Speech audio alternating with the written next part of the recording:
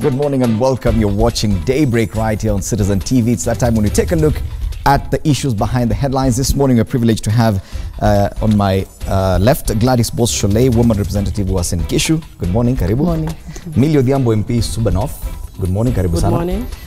Beatrice Alachi, Speaker, County Assembly of Nairobi, will be joining us in a short while. The big headlines this morning on the Daily Nation: united against evil and relenting, even as President Kenyatta reveals he's losing friends in his renewed war on corruption. He knows he does not have to worry because for the final leg of his term, he's basking in the support of the length and breadth of Kenya's varied political spectrum. That's the front page of the Daily Nation.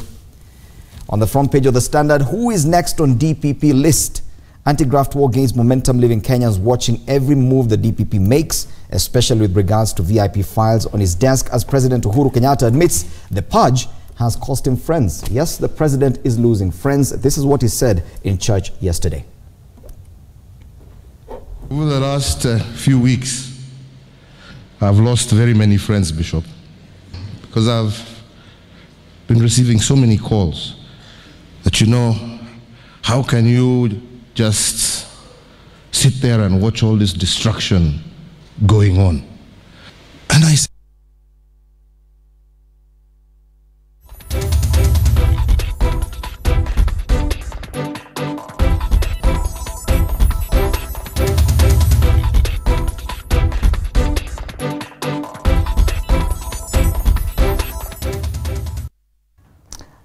and I was asking my team, is it because he said it in church? It came out as a very strong statement, him saying he's lost friends, the kind of applause that followed that, him saying, the president saying that nothing will change, everything will continue, it is time to fight impunity. And well, he has said this before. Why was yesterday's statement big? I don't think it was he's not said this before, actually. He said before that he's fighting corruption, but that he's losing friends. I think this was the first time that he was saying it. Of course, the issue, the fact that it was with, you know, inside a church, of course, creates, you know, a sense of even greater seriousness. But I think the president would be lauded for saying this even inside a bar. I think it's capturing the mood of Kenyans. I have said this on the floor of the House. I will say it here before. I see the president has been struggling to leave a legacy. He does not need a legacy. This is the legacy. Yes. If he can fight corruption and impunity, this is the legacy he leave. And that's an indication that the president is ready to sacrifice his personal pleasure and leisure. He's just come out from a break from work. He went to Mombasa, and this time round he was not accompanied by MPs or CSs, and he was away for quite a while. And now he comes out and he says, I'm ready to sacrifice for this. Do you get the do you feel the seriousness of his statement this time? Yes, I do. And what I like is that it has brought a human part to this story, because Kenyans can now empathize with the president. It is an extremely difficult decision for him to make, to be able to go all the way to fight corruption. Yes, there will be people trying to say, to compromise him or to approach him to help someone or save someone. And but he's had to take the tough decision. Yes. And this now comes out clearly. It allows Kenyans to understand that it's not an easy decision. And I said to a few people yesterday that if the president is able to fight corruption in Kenya, he surely will win the Nobel Peace Prize. Actually, two things: the environment and corruption. That is enough to get him the Nobel Peace Prize. He could even forget about his big four. Yes, and just do those two. Big four, anybody can deliver big four. This is the legacy. He fights impunity and corruption in this country because it is actually these are the two issues that will compromise the delivery not only of the four, but the 20, 40, 50. Yes. Everything around Kenya is about the issue of impunity and corruption. So if he's able to fight impunity and corruption, he's on his way delivering a legacy. But you know, you must remember, it is impossible to achieve the big four if we have corruption. Yes. Exactly. Because if you have to think of infrastructure development, if that has to happen, affordable housing, if there is corruption, the houses will not be affordable. The houses will collapse because they've been built with substandard material. If you talk about food security, again, corruption will bring that down because you get the fake fertilizer, you get the fake seeds, the fake the non-payment of duty, the coming in of contraband food into the country that compromises the farmer and so on. So the big four actually will be affected by, it is impossible to achieve the big four without first fighting corruption. Allow me to introduce Beatrice Salache, Speaker, County Assembly of Nairobi. Karibu sana, Madam Speaker. On this issue of this statement by the President, because it's been captured on both dailies, the Standard and the Daily Nation, the fact that the President said he's losing friends as he continues with the fight against impunity. Definitely the President will need public support. He needs a lot of general public to be behind him in this. Do you think this is a kind of statement that will guarantee him that? Yes, it has guaranteed him. First of all, don't forget, it is the public that has pushed. And you find that for him, the people he's losing are the people who made money around him. Yeah, so they need to ask themselves, were we friends at that time, or we were using him so that we make our money? And that is the impunity we are talking about. That you can't imagine in the quarters of City Hall, the days of Kidero, these young people who used to just loot, they used to sit down somewhere and they would say, who are the billionaires under 40? But you are looting. So for me, for us, as women, I think we are behind the President, as women, because we don't loot the way men loot. He may have as much as I know, women do take. But I think our country, where we have reached, if we don't stand, we have nothing for our children, nothing for the generations to come. He may have lost a number of friends, but he's definitely gained a lot more. Oh, I don't think he has lost friends. Maybe that is what he enemies should. He has lost enemies. He lost leeches. Those are guys that were surrounded, basically nyonyaring him. Those are not friends. A person who can be killing the country and killing your legacy and killing your work is not your friend. So I think maybe the President should just revise and say, he has lost many leeches, many enemies, and in the process of losing enemies, he has acquired friends. Yes. Now he's acquiring friends. Is it necessary including me, who was not his friend. He's acquiring me as a friend. He's acquiring now he has a new friend. He has a new friend. In Millie Odhiambo. Yes. How necessary is it for the President to actually shed off that old skin, the President that we had in his first term, that we need to see a new President, Uhuru Kenyatta? How important is it? I think what always happens, if you look at presidential terms over the years, you find that there are things that a president is able to do in their first term, and there are certain things that they are able to do in their second term. So usually anyone will plan that, that in my first term, this is what I want to achieve. And usually you decide what is most strategic to undertake. And I think he began on a good, I can say that the first time he was laying the foundation, and now on the second term, he is clear about what is it that has been preventing some of the agenda that he had in the first term. And he's clearly identified that it's corruption, it's impunity, it's the lack of people following the laws and so on. He's also realized that in the second term, there are certain aspects of the Constitution that needs to deliver. The big four is actually in the Constitution. Right to affordable housing, right to health care, right to access to roads and so on. It's all in the Constitution. So he's looked at it and said, he was implementing the first part of the Constitution in his first term, having the devolution and so on, and strengthening it. In the second term, he moves to the next level. So I see it as one lending into the other. So for me, it's not a new Uhuru. It just, I can see clearly that there was a path towards that way. And the Daily Nation, the splash on the front page reads, "United against evil," and it really talks about the kind of unity across the political divide. This issue of the handshake, the fact that Raila Odinga is now with the President, cannot be understated in the kind of boldness we see that the President is now exhibiting. Well, because now he has the whole team together.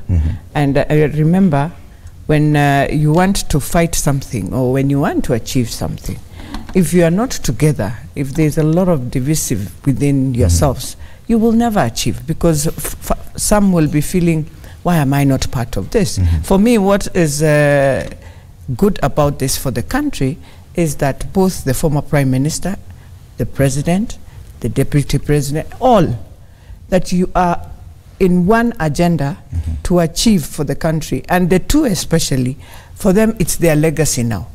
It is their legacy of, as we move out, how do we hand on that baton? Who takes over this country, and what type of a country is he taking over? So for me, the president and the former prime minister should be asking themselves, what will people remember us for? And I think that is why, when you look at the former prime minister, he decided, you know, I'm a statesman, I must bring back. I must come back and see my country move to the next level. Do you think he's probably the best friend the president could get at this time? Well, on the issue of fighting corruption and impunity, I think he's the best friend, because he's been very consistent about fighting corruption. So I think for me it's a very, very important thing, and I think for the president he shouldn't be worried because he has, which is what is important for politicians, he has support from the public. He has support from, who was seen really as his main opponent, who is the prime minister. But then he also has a lot of support from the public. People are tired of corruption. People are tired of impunity. You wouldn't understand it. Me, I got shocked when I became a member of parliament, elected, because of the level of impunity and the way we have institutionalized corruption, that every time I am doing any project, it is almost a given or guaranteed that this and that. And it is not anything coming to me, it's something that goes to the public. All those kind of things must stop. If you set out on doing a project, like for instance, the way the president has set out his agenda, I can assure you that when the president started in his last term, for those of us who were in the opposition, then we were like, oh my gosh, we're in trouble. Because he had a very clear agenda. He looked like he was really on course and everything. And then people just started, derailing him with the issues of corruption upon corruption. And then we got an agenda. We got a way to attack him. So if he's set and is clear about fighting impunity, we would be a mad person who would start, fighting him. Yes, on that. about this partnership, the president and the former prime minister. Some people argue that this is what is giving the president the kind of boldness. I think both, whether it's in the opposition or within the Jubilee government or among Kenyans in general, if there is no debate about the fact that we must fight corruption.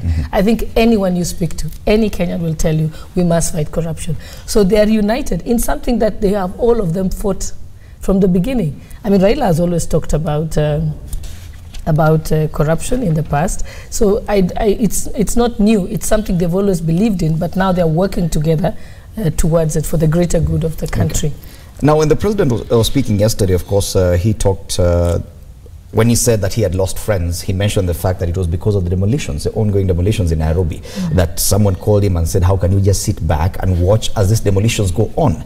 Now, the demolitions will continue. It's on page 8 of the Daily Nation. For the second week, demolitions continue, about 4,000 buildings being targeted. Now, the big issue that emerges here is that these buildings or developers or private investors have all the approvals, have all the licenses, have all the paperwork.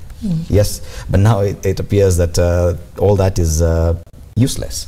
There's a big question, because even Parliament was hosted one, I think the Committee on Environment hosted one of the owners, that's the owner of the UK building that was demolished on Friday, and the gentleman said, I have everything. This is it, I have all the documents. Okay, I'd love to weigh on this, because I used to sit on the NEMA Public Complaints Committee on Environment many years ago when it started, the first one that was actually inaugurated. And I remember I was part of the people who wrote that law. And the biggest challenge that we had is that every time we got complaints before us as a committee, everyone would say this is on the riparian zone, but what would happen is they would go to court and the matter would be stuck in court forever. But what is clear, if, by the way, any person, you do not need a court to establish that you're on a riparian zone. You're on top of water, you're on top of water, you can see it. I know UK Nakumatt very well. It is sitting on top of a riparian zone. I remember Wangari Maathai appearing before our committee to complain about the issue. But eventually the matter was removed out of the complaints committee because they went to court. And Wangari, God bless her soul, she was able to save one part of opposite Nakumatt UK, and then the rest. every time it rains. And 3 years ago, I lost a motor vehicle and my husband almost got killed at that place between UK and Visa Oshual. It is on a riparian zone. You just have to go there and see it. And when someone is constructing, today you have to ask yourself, is there a beacon that they have that is inside the riparian zone? I doubt. The beacons are away from the riparian zone. So it's open for everyone to see. As so the person who's constructing knows, and the person who is giving approvals at City Hall also knows. Because I hosted your colleague Rosa Buyu, who sits on the Committee on Environment, and they just come from probing that issue the previous day. Yes. And we were watching live as a building was being demolished, and she was not happy at all. She said, "This is unfair." Anyone can get a paper in Kenya. You can go to see. Everyone knows that. Remember, this is how it happens. At City Hall, there are certain people who, at NEMA, there are certain people who have been licensed by NEMA as an environmental expert who can do the environmental assessment. And they have been licensed, they will do the documentation, they'll give it to NEMA. NEMA will believe them because they're licensed. And so they will take it to City Hall and the construction will continue. But NEMA will then do random checks from time to time. And when they do find that the documentation, yes, was issued, but they were falsified, then that's where action begins to go. And I believe that even the only thing the court should be debating is whose fault is it and who should be compensated. Because remember, it could be that someone was a second buyer. So the person who got the title to that riparian area sold it to another person who then constructed. But it's still on riparian land. It's on riparian land. So what I want is you demolish it, yes, right? But then now have the process where you decide whose fault was it and who should compensate who. Yeah, who should take what percentage of the blame. But getting off the riparian zone is important and it will save lives. Should we talk about any kind of compensation? Because if at all it's clear and the beacons are there, this is a riparian land. Whether you bought it as a for second, the innocent buyers, third, fourth or fifth buyer, you should have put that into consideration. Well, sometimes people may not know, especially, you know, an ordinary Kenyan who has worked over years. Let me say, for example, I'm not talking now about these big the innocent businesses. Purchasers. The innocent purchasers, as Gladys is saying, who, you know, somebody has just said for years, you find, you know, these big apartments that are coming all over, disobeying every rule that you see in Kenya. And you purchase it and you've spent all your life doing this. Really, that's you know, a person who has no information, no, you know. But for me, it's not that the government should compensate them. They should be compensated by the person who violated the law in the first place, because they are known, and they are investors, and they are people with money. The president said they should be held culpable. Probably they should do the compensation. For me, the persons, the government guys who, you know, gave the permission should actually be facing criminal charges. But this, the investor who bribed his way, first of all, to invest and build there, should compensate. Because they make their money, and we know them. Usually, by the way, you'll discover that in this country, most of those guys, they revolve around 5 or 6 people. We know them. You know, if you look, there are some buildings, you know, some estates I walk around and I see and I'm like, how was this ever allowed? And you will discover some of them are even with the same name all over. It's the same person. So there are not actually many people, but from the county level, from the county government level, because the government has spoken quite a lot about this, saying 4,000 buildings will come down. How grave is the situation in Nairobi? Oh yeah, the situation is bad completely. I mean, when you look at what happened, I think in 10 to 15 years, Nairobi just went to another level of... So most of these constructions came out. We won't call it corruption because I think it was deals. Yeah, because nowadays calling it corruption is not a name anymore. It's like deals. They just sat on the table and they said, here we are taking, there is space here, we are taking, and they did not care whatsoever. And remember, Mishoki at that time had also tried his best to safeguard back the Nairobi River itself. Now, when you look at Riverside, you will wonder, why should you just walk and go right and put your wall in the river? Exactly. I mean, you don't need anyone to come and compensate you that. Why should you go and just build your houses on top of the sewer line? And those houses, people are unable to stay in because why? The rats will come and because you're on top of a sewer line. And there are houses, beautiful houses on top of it. Why would you go where you know very well Wangari Maathai, Ngilu. I mean, for people on UK and going further, they should not complain anything, because even when Ngilu was in water, she came there one time and she really fought also. Wangari Maathai fought even before the temple was built. So when you're doing it because you have gone, you are able to get your papers. In fact, you're not supposed to even tell Kenyans. It is because of your connections and your money. And you realized you can use Kenyans by bribing money. And that is the impunity we are talking about, Fred. That in this country, we have a few people who took advantage and they knew you'll take them nowhere. Because, I mean, when you wake up, you just go take a land that you know this is a public land. And you know very well, this is public land. You decide to bring up a building. You decide to sell. You know what they used to do? They would say, who cares? After all, the innocent people who buy now are the ones who will be affected, and they are the ones now being affected. But why are we really, when I look at Nakumatt, why are we UK, really talking about this buyers as innocent, being innocent? Because if at all we say that riparian reserve should be public knowledge. You know, Kenyans are very interesting. Do you know when it is dry, people take Kenyans even there's a swarm in Kikuyu, it dries up, and you'll be shown land.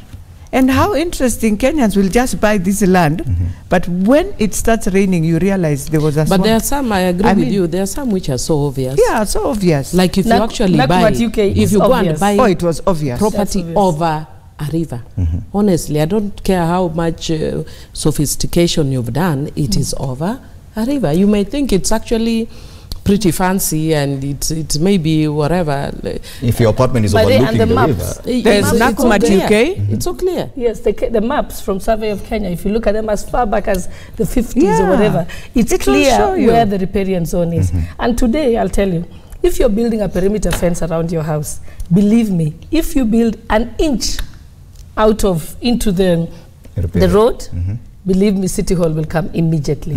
So anybody who's built a perimeter wall knows you are constantly looking exactly where the beacon is to be sure, because that wall will come down. And they always, and usually what had happened in the past is some people would build the wall a bit off, and maybe the officials would come and then they would probably pay them some money and they'd be allowed to get away with it, but they would constantly be supervising them. If you look at, history will tell you, every time it has rained, and I think the worst one was 3 years ago, the ground floor restaurant at Nakumatt UK, which I know personally, would flood. And if you see the road on the one between Visa Oshwal and UK, every time, like I said, I lost a motor vehicle there because it was completely submerged, because you couldn't see the road, and so you can't allow that to happen. On Spring Valley Road, again, there is a house that one time when it rained, the sink came to the road because the whole, and people should know something, nature will speak one day. It may be dry now, but one day nature shall will have speak. a Shollei. Yes. Yes. Clearing riparian land, that's a headline on page 8. More structures set for demolition. Agencies will be in Kileleshwa and other areas this week. So yes, that warning is real. You'll see that green excavator coming your way anytime, because yes, more than 4,000 buildings are set for demolition. But I think they need to use explosives like in the US. You go in that and you explode, because it's so dangerous the way they are doing it. It can hurt someone. Yes. So I'm hoping they can ask Americans to just train a few how they normally do the explosives, and the house just comes down properly. Yes. Then you use now the excavator to remove the debris. It's actually an issue of concern how they're going about it, because some of these buildings are quite big. They are huge. so huge. The use of an excavator instead of probably... Or they use the stone, I mean the bigger one, and you use a crane very far, you hit it. That way, but the argument it's is very that dangerous also for the Kenyans rush to court. Once you tell them there'll be demolition on Monday morning at 8 a.m., the first thing they'll do is go to court and get a court order to stop that demolition. Probably is that the reason why... In fact, actually, the reason why we lost this battle is because of the courts. Yes. The courts constantly would give orders. Some of the courts, some of them have been in court for more than 10 years, actually. And they've just used the court orders to stop NEMA taking any action or City Hall taking any action, and they have been able to continue the construction until completion. Hoping that they would now be able to argue that the property is already built, there are people who have premises there, people have bought the land. That was the hope. But that is the impunity we're talking about. And it's a painful thing to do, but it must be done. So that now, and I think Kenyans now will be careful, and whenever they want to buy, they're buying land, or they're going into a place to check whether it's on a riparian zone. Yes. So, like I said, I would, for the courts, instead of letting the matter stay in court forever, let the judicial officers move the court to the site. Call the Survey of Kenya. It will take 10 minutes to assess whether it's on a riparian zone or not. End of story. There is no need to talk too much English in court and so on. But that will really call for some proactive action from the judiciary. Yes, I think the judiciary should help. And the way the judiciary should help, if you ask me, is that they should actually set up special courts for now. For now. Really for purposes of this alone. Courts. Yes. Just for now.